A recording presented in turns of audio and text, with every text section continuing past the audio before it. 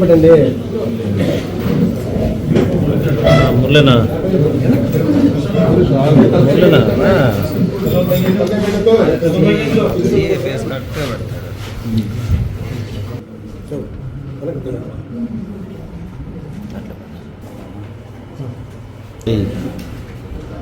ఈరోజు మీ ముందు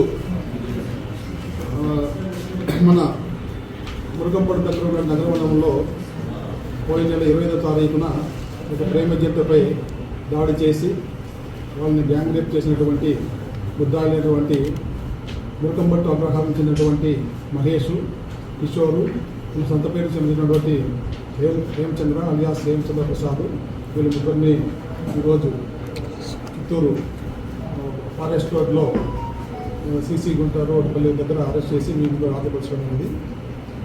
వీరి యొక్క నేర ప్రవృత్తి నేపథ్యం ఏమంటే, ఎక్కడైనా అమ్మాయిలు ప్రేమ జంట ఒంటరిగా కనిపిస్తే వాళ్ళు వెంటపడము, వాళ్ళ ఫోటోలు తీసుకోవడం, వాళ్ళ వీడియోలు తీసుకోవడం, వాళ్ళు గోప్యతగా ఉన్నటువంటి వీడియోలు తీసుకోవడం, వాటి ఆధారంగా వాళ్ళని బెదిరించడము, వాళ్ళతో ఏదైనా నగలు లాక్కోవడము, అవసరమైతే వాళ్ళని సెక్సువల్గా దోపిడీ చేయడము, ఇది వీడి యొక్క నేర ప్రవృత్తి.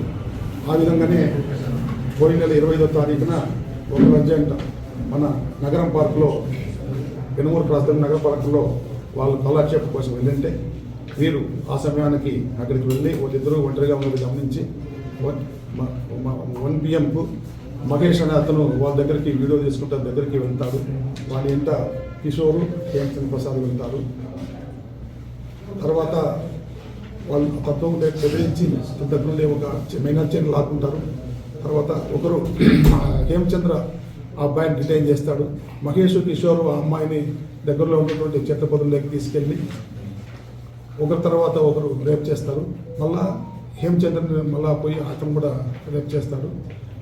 ఇది తర్వాత అయిపోయిన తర్వాత ఆ అమ్మాయిని రిలీజ్ చేస్తారు.